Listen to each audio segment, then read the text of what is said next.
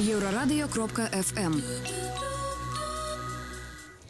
Вітаю ўсіх слухачоў Еўрарадыё. Студыі для вас працуе Зміцер Лукашук. Гэта сумесны стрым Еўрарадыё і Е-прамовы, які, як звычайна, можна не толькі слухаць, але і глядзець праз акаунты Еўрарадыё ў сацыяльных сетках. Facebook, Аднакласнікі, УКонтакце, на канале YouTube. За 2 дні, учора, сёння, депутаты Палаты прадстаўнікоў ухвалілі бюджэт на наступны 2019 год.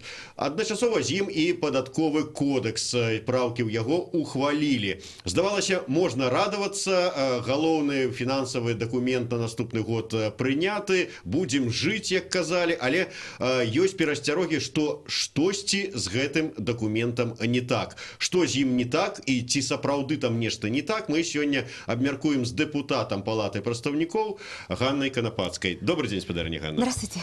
Вот давайте с гэтага и почнем. Вот я уже сказал, что не так с нашим бюджетом. Вот что не так, починаючи от самого початку. Я читал розныя нараканні, что некие были, ну скажем так, нестыковки по датах, калі депутаты убачили проект.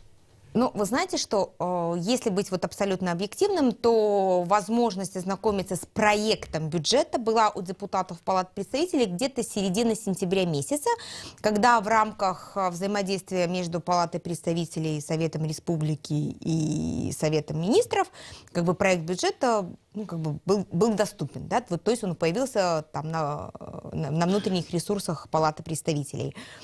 Вот. Я, если вы помните, выкладывала его даже у себя на странице в свободном доступе и даже не получила по этому поводу никаких нареканий и замечаний со стороны Палаты. Но официально проект бюджета был внесен в Палату представителей только в понедельник, 17 декабря.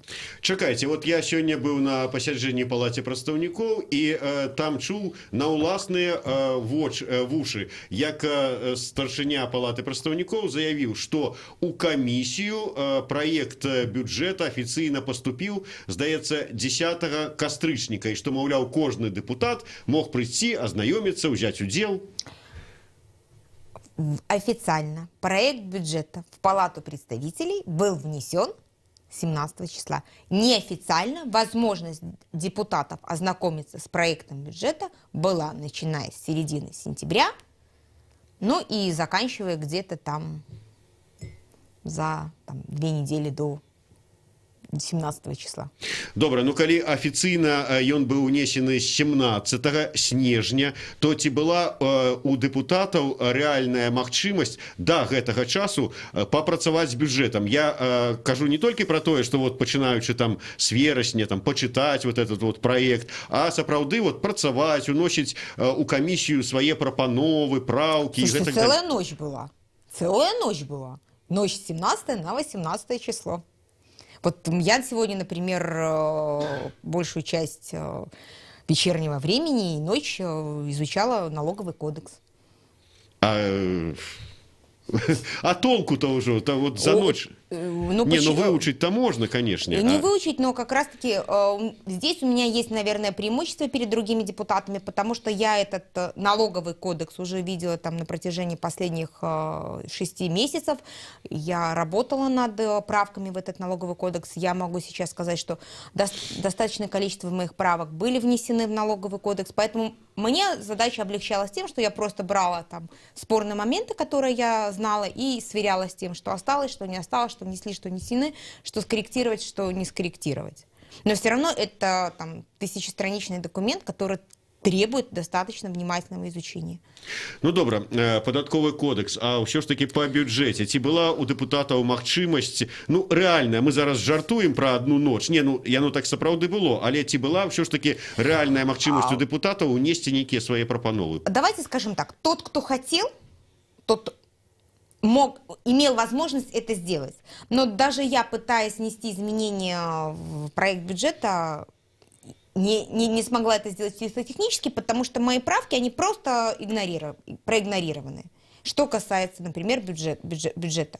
То есть я, например, до сих пор не знаю, на каком основании у нас такие расходы на Министерство внутренних дел, потому что я не получила четкого ответа от Министерства внутренних дел, сколько у них работает людей, какая у них средняя заработная плата, какое планируется высвобождение лиц на пенсию, какие предполагаются выплаты пенсий. То есть то, что влияет на формирование бюджета.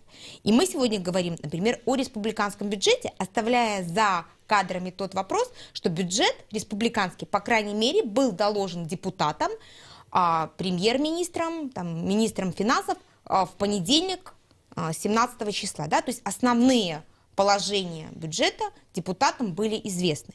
Но что касается бюджета Республиканского фонда социальной защиты населения, мы его вообще во вторник приняли в 2 чтениях, при том, что его в понедельник на встрече депутатам не докладывали и не рассказывали. Атрымліваецца так, што ну, по вялікаму рахунку, я так разумею, што ва ўторак раніцай вы прыйшлі на пасяджэнне палаты прадстаўнікоў і вам такого кота ў мяху прадставілі ў выглядзе бюджета фонда социальной защиты населения. А як можна ў такім выпадку ўвогуле галасаваць? Я не голосовала. Вот я не голосовала ни за, ни против. Потому что я действительно не знаю, что там есть и как голосовать. Ну, можа, у вас мозг не такі камп'ютар, як у ўсіх астатніх дэпутатаў, яны просто на слых успрымалі і адразу пролічвалі. Может быть, я им завидую тогда, что у них такие способности и возможности. Я честно говорю, что по бюджету Фонда социальной защиты населения я не голосовала. При этом у нас есть еще ряд фондов внебюджетных, расходы которых выносятся на рассмотрение Палаты представителей. Должны, вернее, выноситься. То есть они не были унесены. Вы зараз говорите, до прикладу, про президентский фонд, так званый. Нет, президентский фонд как раз-таки нет. Я говорю, например, про фонд Департамента исполнения наказаний или про фонд авиационный. Там. То есть, ну, есть ряд фондов, которые выносятся. Значит, таким чином не только не дали магчымасці нормально попрацаваць, але и пэўныя процедуры не были выкананы, не представили всю информацию цалкам. По фондам, да. Добра, по самим республиканским бюджете, что там, апроч того, что вы так и не атрымали отказу про колькасць супрацоўнікаў Министерства внутренних справ? По сравнению с, вот как что я смогла увидеть, так, беглым взглядом, значит, навскидку сильно проект бюджета, который внесенный проект бюджета, который был там с сентября, сильно не изменился. Там единственное, что немного изменились расходы в сторону увеличения на силовые структуры, увеличились расходы на здравоохранение, на социальную сферу, и огромные изменения коснулись расходов на культуру, спорт. И как нам пояснили, эти порядка 150% плюс, и это по сравнению с прошлым годом, и это оказалось увеличение не за счет того, что мы станем больше вкладывать там в науку или в развитие нашей культуры, например, там в музей. Нет, это связано с тем, что Беларусь в следующем году проводит европейские игры. Ну, трэба ж платить за массовые культурные мероприятия. Вы знаете, Дмитрий, я посмотрела, что очень многие, и вы знаете, что очень многие страны проводят различные международные спортивные мероприятия, и футбольные, и олимпийские, и европейские. Очень некоторые лишь из них берут финансирование из бюджета, и то не в полном объеме. Везде это происходит за счет приглашенных бизнеса, там, продажи трансляций, продажи билетов. То есть никто из республиканского там, или государственного бюджета не финансирует в 100% объеме эти затраты.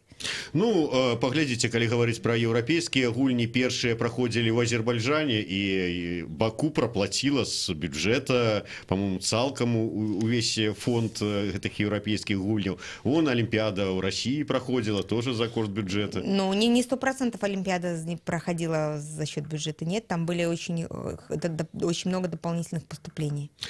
Ганна Анатольевна, вот не один раз мы звярталі увагу на тое, что вот так вот вельмі хутка, без там вот тяжких таких спрэчак, те, скажем, як ва Украине у Верховной Раде там ноч сядзяць депутаты у сваім памяшканні, все нешта дэбаты устраивать по бюджету. А у нас так все хутка, и кожны раз мы пыталіся у депутатаў, я пытаўся асабіста, вот як же ж так у вас атрымліваецца так хутка? И яны заўсёды мне казалі: Зміцер, мы некалькі месяцаў, не пакладаючы рук, не заплюшчваючы вачэй, працавалі над праектам бюджэта. Все ўжо зробленае, все ўжо выверанае да апошняй лічбачкі, толькі вот, ну, фармальнасць. Можа і гэтым разам-то гэтак было, а вы просто вот недзе там ездзілі па Еўропах і праваронілі весь этот працэс.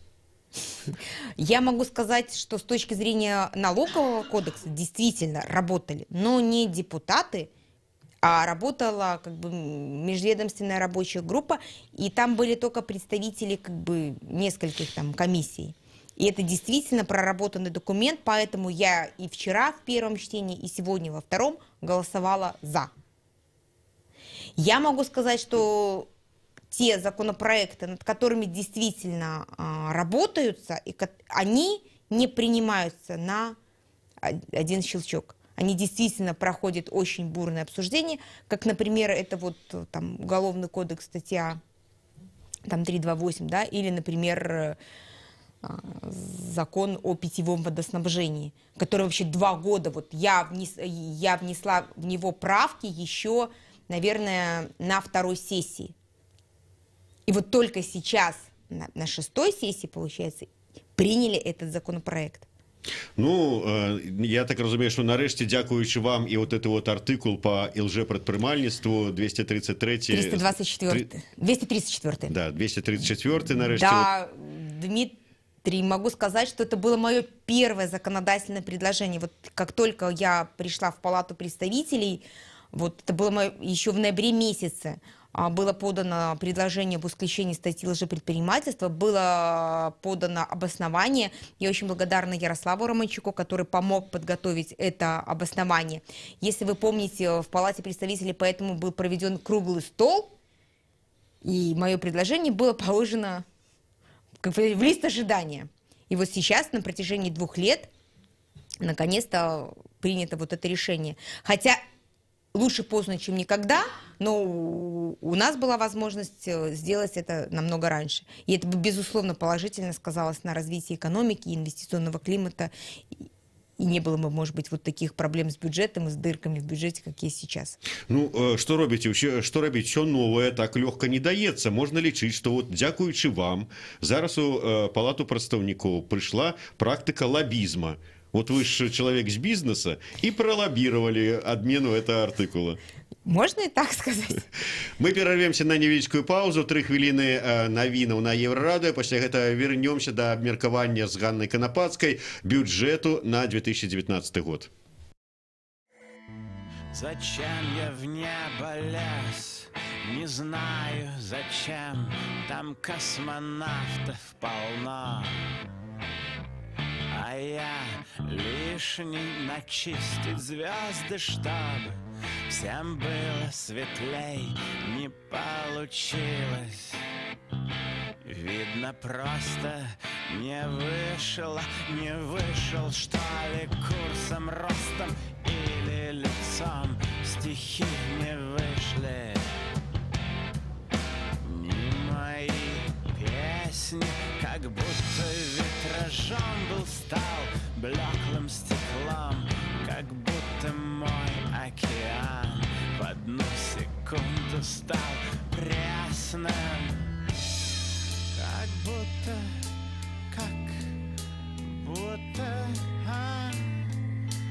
только я зачем тут, как будто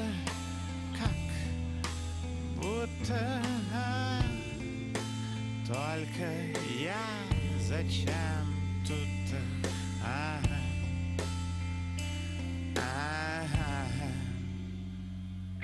зачем все замки мира, если мосты горят и оставляют только стены по плакать, и каждый ключник он несказанно рад за каждый лишний золотой открыть тебя из царапин. Єврорадіо. Новини – наша справа. Вітаю, студію Ольга Міскевич. Коротко про основні події. Прес-секретарку Об'єднаної громадянської партії Ганну Красуліну не будуть висилати з Білорусі. Таке рішення прийняв суд Московського району столиці, куди Красуліна звернулася со скаргой на рішенням районного відділу по громадянстві і міграції. Причини для висилки з Білорусі на 1 год називалися уділ Красуліної у пікеті під час виборчої кампанії, зустрічі визволених з ізолятора арештантів і оплачений на місці штраф за проїзд без квитка у громадському транспорті. Під час судових спрэчак адвокатка Наталя Мацкевич звернула увагу на то, што Красуліна даглядае сталых бацькоў, сама з'яўляецца інвалідам 3-й групы і не мае ніякай маёмасці за мяжой. Аб'яўлены міжнародны вышук жыхар Гомеля, даўгі якога па невыплачаных крэдытах складаюць каля $1 мільёна. Мяркуецца, што 54-гадовы Александр Ганакоў можа знаходзіцца ў Злучаных Штатах Амерыкі. У 2013 годзе мужчына ўзяў у банку крэдыт для набыцця аўтотранспарту для сваёй фірмы, якая аказвала паслугі па грузаперавозках. У наступныя гады былі яшчэ некалькі крэдытаў для фінансавання бягучай дзейнасці. Высветлілася, што бізнесовец падрабляў дакументы, якія прадстаўляў у банк. Палата прадстаўнікоў сёння прыняла праект бюджэту Беларусі на наступны год у другім чытанні. За прагаласавалі ўсе дэпутаты, апрача дэпутаткі Ганны Канапацкай. Яна не галасавала зусім ні за, ні супраць. Што не задаволіла ў бюджэце, ці ўвогуле парламент мае магчымасць фармаваць яго, дэпутатка Палаты прадстаўнікоў распавядае ў жывым эфіры.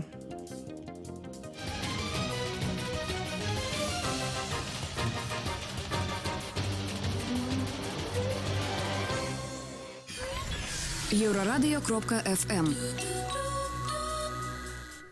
Вітаю ўсіх слухачоў Еўрарадыё. Вяртаемся ў студыю. Зміцер Лукашук разам з Ганнай Канапацкай мы абмяркоўваем бюджэт на 2019 год. І я адразу хочу паправіць анонс, які зараз прагучаў да другой часткі. Ганна Канапацкая не галасавала ні за, ні супраць за пастанову па бюджэце, але галасавала супраць самого бюджэта.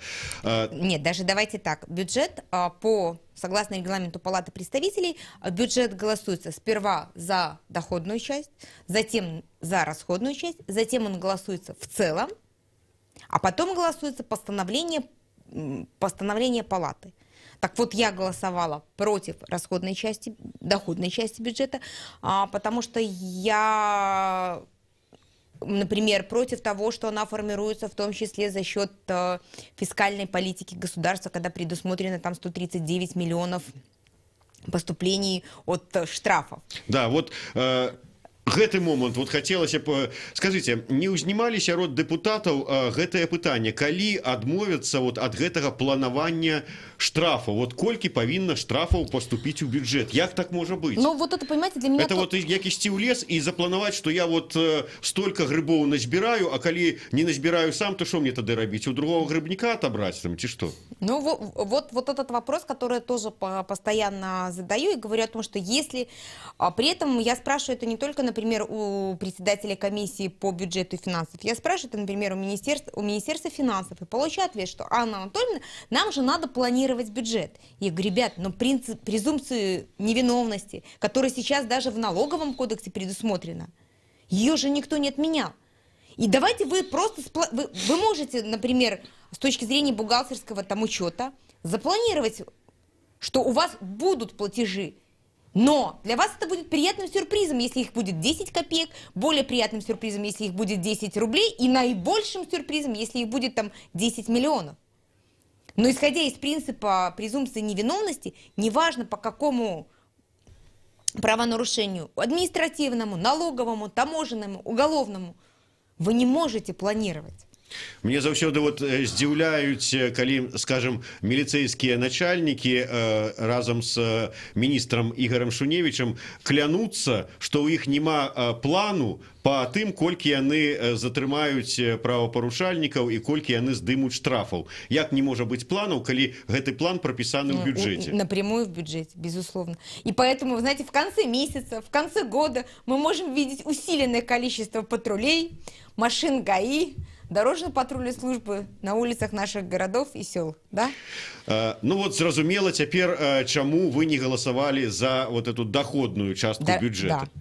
А чаму супраць расходной? Ну, расходы мы уже говорили о том, что я, например, категорически против того, чтобы полностью 100% там европейские игры финансировались из государственного бюджета. При этом я очень за то, чтобы Беларусь как бы рекламировала себя на мировой арене, в том числе посредством проведения вот таких серьезных спортивных мероприятий, но я считаю, что мы должны работать над тем, чтобы эти спортивные мероприятия финансировались из дополнительных источников. Бюджет не должен быть источником финансирования спортивных мероприятий. Кроме того, я все-таки против того, чтобы финансировалась настолько сильно у нас там оборонная отрасль, да, Министерство внутренних дел, да простит меня. Вот. Я не понимаю, зачем нам из республиканского бюджета надо финансировать там, телерадиокомпанию «Мир». Почему белорусская телерадиокомпания не может стать коммерческой организацией и тоже не получать финансирование из бюджета. Я за то, чтобы у нас больше было потрачено денег из бюджета на финансирование социальной сферы с точки зрения там, защиты людей с ограниченными возможностями. Я за то, чтобы у нас финансировалось здравоохранение. То есть вот такие причины, которые побудили меня голосовать против расходной части. Я еще раз вернусь. Да, до речі, вот вы тут супраць финансования державных сродков массовой информации выступаете. Да. Вас и так по телевизору не показывают, а тут еще ворогом станете. А вот если они будут на коммерческой основе, может быть, мое выступление привлечет им больше рекламодателей, чем выступление какого-нибудь министра или иного депутата. Добра, яшчэ раз для агулам да бюджэта. У нас чыноўнікі, асабліва тыя, хто мае дачыненне да фарміравання бюджэта, да напісання яго, любяць казаць, што у наш бюджэт носіць мае такі сацыяльная скіраванасць. Насколькі сацыяльна скіраваны гэты бюджэт на 2019 год? Да, социальная направленность бюджета и с точки зрения расходования, и с точки зрения прямых расходов, и с точки зрения расходов через госпрограммы, она сохраняется. И я тоже считаю, что это не совсем верно, потому что сейчас у нас государство не может себе позволить, например, ну я так считаю, что не может себе позволить финансировать, например, льготное строительство жилья в таком объеме, да. Я считаю, что государство сегодня должно создать условия для того, чтобы каждый человек мог себе заработать деньги на строительство жилья или, по крайней мере, на погашение кредитов на это строительство. Вот, поэтому, с одной стороны, социальная направленность остается, с другой стороны, мы не можем сейчас говорить о том, как этот бюджет будет исполнен. Потому что все равно, даже у меня в Минске, в округе, в Соколе не хватает строительства, не хватает поликлиники ни детской, ни взрослой. При этом я вижу, что в бюджете голосуется за выделение денег из бюджета города Минска на строительство там, школы в Боровлянах. Я очень рада за Боровляны. Но для меня, для людей, которые живут в Соколе, важнее, чтобы их деньги, оставленные в Минском бюджете, пошли на строительство в Соколе, а не в Боровлянах. И это тоже вот почему я голосовала против. Ну, трэба ж дапамагаць. Один бюджет республиканскі. Вот калі будзе абмяркоўвацца бюджет города, тады будете там неяк там супраціўляцца тому, каб... Так дело в том, что Минск и так осуществляет достаточное количество трансфертных платежей в республиканский бюджет. Дополнительно. Таким чынам, на ваш погляд, бюджет 2019, он все ж таки социально скіраваны, але не до конца? Ці не туды? Не туда, потому что все равно я бы, например, у нас повышение уровня заработной платы в бюджетной сфере предусмотрено всего лишь до размера 840 рублей. Этого недостаточно. Так может быть лучше вот эти деньги со строительства направить на повышение зарплат, и люди тогда сами смогут погасить кредиты без всяких дополнительных выплат.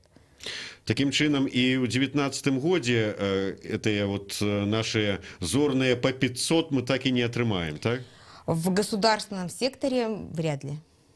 Но, Дмитрий, давайте будем честными. Вы же слышите сегодня, что никто из верхушки правительства не говорит о том, что зарплата должна быть $1000 рублей. Они говорят о том, что зарплата должна быть заработанная, достойная, позволяющая обеспечивать надлежащий уровень жизни. Но цифр конкретных на протяжении, вот, наверное, с апреля месяца никто уже не называет. Ну, может, это с одного боку и правильно. Может быть, потому что все-таки в какой-то степени экономика в кризисе. Вы уже так коротко сказали, тым не менш, наколькі, на ваш погляд, реально ураду нашему будзе выканаць нават тыя прагнозныя паказчыкі, якія закладзеныя ў гэты бюджет? Я думаю, что очень сложно будет, потому что вот уже сегодня, да, мы смотрим на то, что у нас заложены там доходы от продажи нефтепродуктов при цене нефти в $60 за баррель. Нефть падает. И прогнозы неутешительные. Стоимость барреля нефти может упасть до там 40-42 долларов США. Некие вот у вас розныя эксперты, у вас, я маю на увазе, і у міністра фінансаў Ермаловича. Я ему задаў сёння гэтае ж пытанне, спытаўся, вот вы заклали $60 за баррель, а ці не занадта аптымістычны кошт вы заклали? На што ён сказаў, што да, на сёння вот ну, как бы менш за 60, але усе нават сусветныя эксперты, у тым ліку там МВФ, прагназуюць, і мы разлічваем, што ў 19 годзе баррель будет коштовать $63. Хорошо. Насколько я знаю, например, в бюджете Ирана цена нефти заложена на уровне $38-42. Ну, у них эта нефть есть. И як это тады адаб'ецца на нашем бюджете, да ладно бюджет, на нашем житті? Ну, я думаю, что бюджет будет скорректирован указом президента, как это неоднократно делается в Беларуси. Я очень надеюсь на то, что вот несоблюдение каких-то прогнозных показателей бюджета будет способствовать тому, что власть будет более лояльно относиться к бизнесу. И вот те либеральные реформы, которые ждут и которые уже в какой-то степени начались реализовываться, будут реализовываться более быстрее. И тогда, конечно, может быть, это на нас и никак не скажется, а даже наоборот будет не 102,3 рост ВВП, а все там 105 или 107. Да, то есть у нас есть еще внутренние ресурсы, ну, при надлежащих экономических условиях, как то там снижение налоговой нагрузки, снижение налогового администрирования, изменение там судебной практики, привлечение к ответственности за экономические преступления и правонарушения. То есть совокупность всех вот этих факторов может даже сыграть на руку на то, что бюджет будет исполнен с большим профицитом. Вы так аптымістычна, як Конечно. і Ермалович, да, поставіліся да сітуацыі, але вот вы сказали, что ну не будзе бюджет выконвацца, больш ліберальна будзе ставіцца да бізнеса, а можа наадварот прыйдуць нават за тымі, хто там не мільёны мае, а там сотні тысяч мае. Послушайте, Дмитрий, давайте думать о том, что у нас такие праздники впереди, нам надо нести людям добро, позитив, чтобы они, по крайней мере, понимали, что они могут пойти сегодня и потратить чуть больше денег, чем они тратили вчера, да, и этим мы подстегнем розничную торговлю, она больше заплатит денег в бюджет по итогам финансового года, и вот, значит, позволит чуть больше наполнить бюджет. И тады нарэшце пабудуюць яшчэ одну поликлинику в Соколе.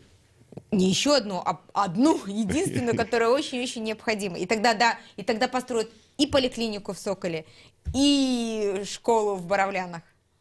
Добра, ну я так разумею, что все ж таки только оптимизмом можно там выратаваць сябе от того, чтобы там думать про то, як там что будет у нас с бюджетом. До речи, вас не здзівіла то, что у бюджет не закладены расходы на проведение выборов в наступном году?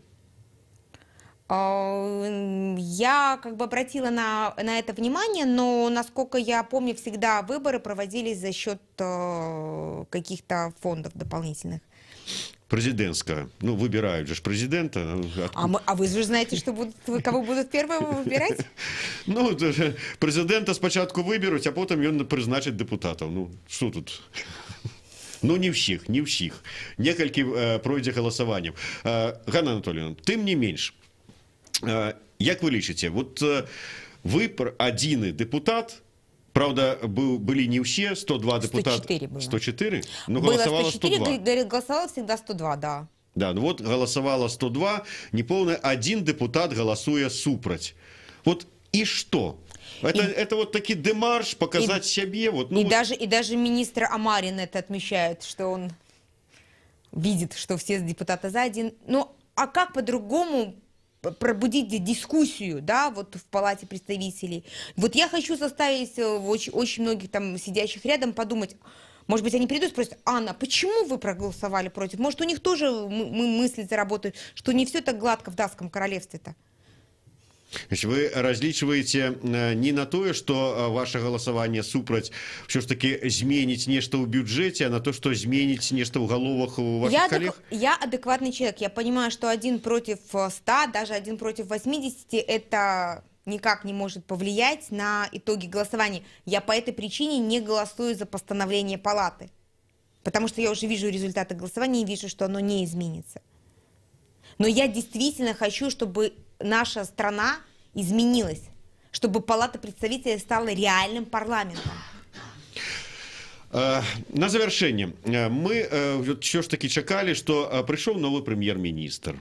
Пришла там некая новая з ім команда. Наколькі там новая, неважно. Все там спочатку казали: о, либеральный будзе урад. Может быть, там рыночники, не рыночники, але нечто чакаем. И вот яны написали такі бюджет. Вот як бы вы его назвали? Ён рыночный ці не? Он рассчитан даже не по консервативному сценарию. Он не рыночный, потому что мы с вами это уже тоже обсуждали, потому что там все равно заложены штрафы, потому что там все равно заложено финансирование госпрограмм, потому что там все равно не заложен основной принцип там свободы конкуренции. Все равно там даже как бы он основан на программе правительства, которую правительство представлено. Мы же тоже с вами обсуждали, что программа абсолютно не либеральная, не рыночная. Ну и на завершение, все ж таки, коли верить, коли принять вашу позицию, что проект бюджета был вот представлены с такими, ну, не скажешь, что порушениями, потому что я ведаю, что были унесены измены, и коли ранее там за 30 дён, здаецца, повинен был быть, тем более, на вот за 50, повинен был быть представлены проект бюджета у Палату прадстаўнікоў, то зараз там на сайте, коли поглядеть, там ее измены написаны, ну, так, я утрыруючи, но там написано, як атрымаецца, так і ўнесём. Гэта ўсё ж таки, ну, порушение ці не. Вот як вы лічыце, это нормальная практика, ці там наверсе разумеюць, все равно проголосуют. Ну, выступить одна канапатская супраць, вот, ну, и что это да, и что это изменить? Ну, очень такой, знаете, непростой вопрос, потому что, да, действительно, если вот вы спрашиваете юриста, то с точки зрения там буквы регламента вроде как реальных нарушений нету. Но с точки зрения даже какого-то здравого смысла, для того, чтобы было людям возможность, время ознакомиться, это, конечно, неправильно. Ну, на гэтай аптымістычнай ноце і завершым нашу сённяшнюю размову і наш сённяшні эфір. Ганна Канапацкая, депутат Палаты прадстаўнікоў, Змейцер Лукашук, сумесны стрым Еўрарадыё і Е-прамовы абмяркоўвалі бюджэт 2019. Вяртайцеся да нашых стрымаў. Заўтра у нас будзе шмат цікавага, пачынаючы ад стрымаў з Палаты прадстаўнікоў, дзе будзе сумеснае пасяджэнне ўраду і парламенту, і да пасля абедзенных наших стрымаў са студыі. У нас будзе шмат цікавых гасцей.